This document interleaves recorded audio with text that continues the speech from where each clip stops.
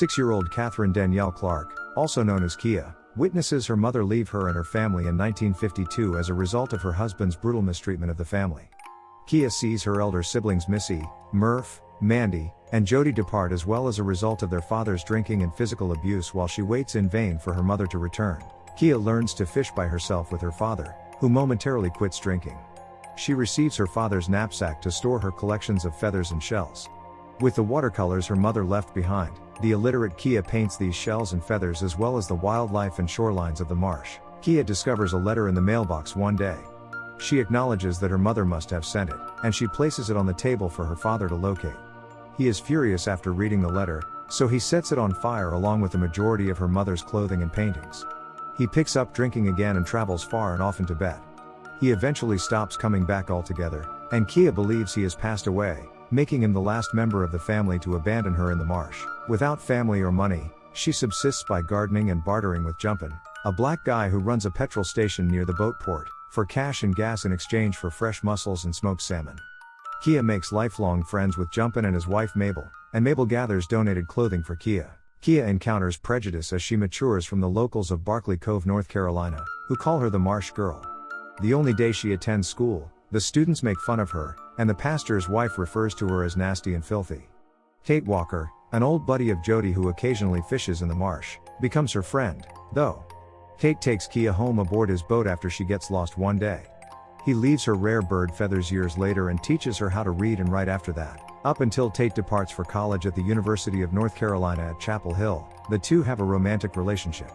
He makes a commitment to follow through on his word, but later realizes Kia cannot survive in his more civilized environment due to her untamed nature and independence, so he departs without saying goodbye. Kia is 19 in 1965. She accepts Chase Andrews' invitation to a picnic, when the Playboy quarterback of Barkley Cove makes an attempt at sex with her. He subsequently offers an apology, but they start dating. She offers him a necklace made from a shell he found while on their picnic, strung on a rawhide thread, after he shows her an abandoned fire tower. Despite her reservations, Jane accepts Chase's vows of marriage and they get married in a low-cost hotel room in Asheville, North Carolina. One day after going grocery shopping, she reads about Chase's engagement to another lady in the newspaper and understands his promises of marriage were a deception for sex. She then breaks off their romance. Following his graduation from college, Tate visits Kia and makes an effort to make amends for having broken up with her. He also professes his love for her. She rejects him since he betrayed her, still hurting. Despite this, she lets him into her shanty, where he is amazed by the number of seashells she now has. She publishes a reference book on seashells and seabirds after his urging to do so. She makes improvements to her home with the increased cash. Later on, as Kia is unwinding in a cove, Chase approaches her. Chase assaults Kia, beating her and attempts to rape her when an argument breaks out. She pushes him away while yelling that she will murder him if he doesn't leave her alone. Two adjacent fishermen are present to observe the event. Kia worries that if she reports the assault, it will be useless since the community will accuse her of being loose. The following week, she sees Chase arrive by boat at her hut and hides until he departs. Kia is afraid of Chase's retribution because she is reminded of her father's brutality and knows these men had to have the last punch. In order to see her publisher, Kia is given the opportunity to travel by bus to Greenville, North Carolina.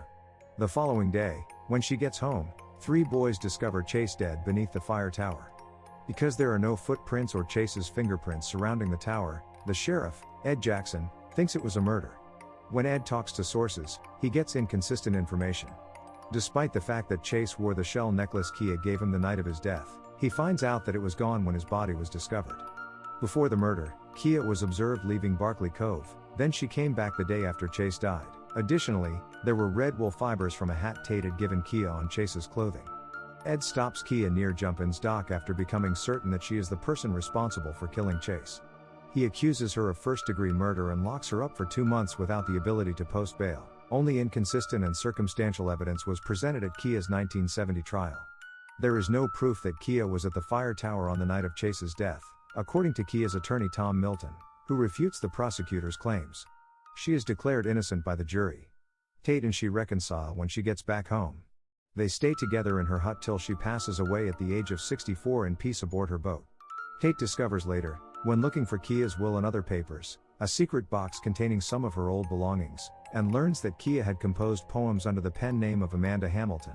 a poet who is extensively cited in the novel. Additionally, he discovers a poem that, evidently written from the perspective of the murderer, almost recounts the killing of Chase. The shell necklace Chase wore up until the night he passed away is later discovered by him underneath the poetry. The insinuation that Kia had murdered Chase is very plain. Haight then burns the rawhide string and drops the shell onto the beach, choosing to hide Kia's secret forever.